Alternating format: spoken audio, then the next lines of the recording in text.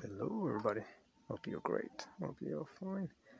Check out this book. I just saw this book, wanted to talk about it. It's called The Secret Life of the Mind: How Our Brain Thinks, Feels, and Decides by Mariano Sigman. A compelling read, Financial Times, Enlightening Science Magazine. Read the back. It says, where do our thoughts come from? How can we manipulate our dreams?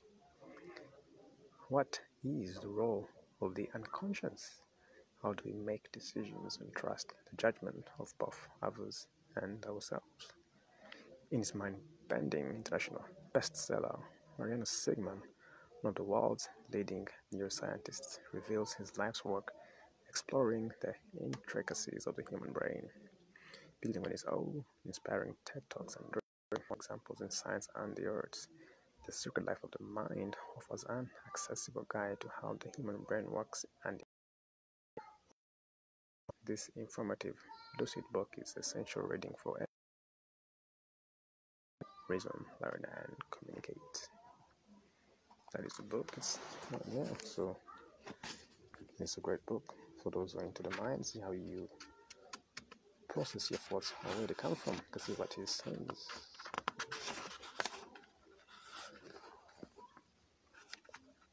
Let's look at the contents. Chapter 1, Introduction. Chapter 1, Original Thought: How do babies think and communicate, and how can we understand them better? So you can read through. There's some topics there. The genesis of concepts, atrophied and persistent synesthesia, the mirror between perception and action, Piaget's mistake, executive system, the secret in the eyes, development of attention, language instinct, rubber tongue, children of Babel, a conjecturing machine, the good, the bad, and the ugly, he who robs a thief, the color of a jersey, strawberry or chocolate, a million, never all, I, me, mine, and other permutations by George. That's constructions in the playground of the origin of commerce and theft. Jacques, Netism, genes, biology, culture, and image. Number 2, the fuzzy borders of identity, what defines our choice and allows us to trust other people and our own decisions. So we say Churchill, Turing in the labyrinth, Turing's brain, Turing in the supermarket, the telltale heart, the body in the casino and at the chessboard, rational, deliberational hunches, sniffing out love, believing, knowing, trusting, confidence, flaws and signatures, the nature of optimists. Odysseus and the consortium belong to flaws and confidence, others' cases. The inner battles that make us who we are, the chemistry and culture of confidence, the state of corruption, the persistence of social trust, to sum up. Chapter 3, the machine that constructs reality. How does consciousness emerge in the brain and how are we governed by our unconscious? Lavoisier, the heat of consciousness, psychology in the prehistory of neuroscience. Freud, walking in the dark. Free will gets up off the couch. The interpreter of consciousness. Performance, freedom of expression. The prelude to consciousness, in short, the circle of consciousness. The physiology of awareness, reading consciousness. Observing the imagination, shows of consciousness, the babies have consciousness. Chapter 4, Voyages of Consciousness, brackets or consciousness tripping. What happens in the brain as we dream? Is it possible for us to decipher, control, and manipulate our dreams?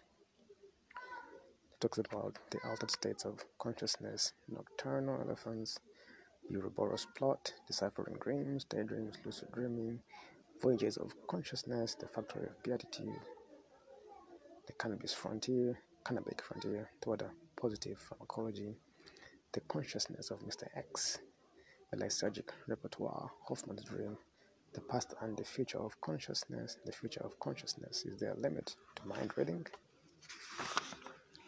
5, the brain is constantly transforming. What makes our brain more or less predisposed to change? Virtue, oblivion, learning and memory, universals of human thought. The illusion of discovery, learning through scaffolding, effort and talent, ways of learning, the okay threshold, the history of human virtue, fighting spirit and talent, cartoons to errors, the fluorescent carrot, the geniuses of the future, memory palace, the morphology of form, a monster with slow processes, our inner cartographers, fluorescent triangles, the parallel brain and the serial brain, learning a bridge between two pathways in the brain, the repertoire of functions learning is compiling, automatizing reading, the ecology of alphabets, the morphology of the word, the two brains of reading, the temperature of the brain. That's interesting. 6. Educated brains. How can we use what we have learned about the brain and human thought to improve education? The sound of letters, word tied, what we have to unlearn, the framework of thought, parallel what, the parallel what, gestures and words, good, bad, yes, no, okay, the teaching instincts, spikes of culture, docendo decimus, and that's it. So that's the contents in a nutshell. Very good for those who want to read the book. I'll read for you the introduction. What he says, I like to think of science as a ship that takes us to unknown places, the remotest parts of the universe, into the inner workings of light and the tiniest molecules of life. The ship has instruments, telescopes, and microscopes, which make visible what was once invisible. But science is also the route itself, the binnacle, the chart leading us towards the unknown. My voyage over the last 20 years between New York, Paris, and Buenos Aires has been into the innermost parts of the human brain, an organ composed of countless neurons that codify perception, reason, emotions, dream, and language. The goal of this book is to discover our mind in order to understand ourselves more deeply, even in the tiniest recesses that make up who we are. We will look at how we form ideas during our first days of life, how we give shape to our fundamental decisions, how we dream and how we imagine, how we put in emotions, how the brain transforms, how we changes our language.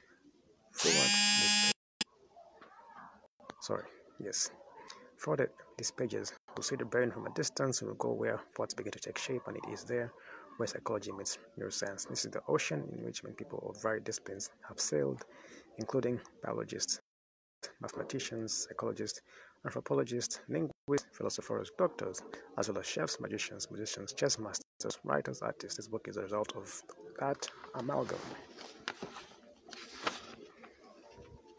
So it talks about the first chapter is about a journey to the land of childhood. Second chapter will explore what defines the fine line between what we are willing to do and what we aren't.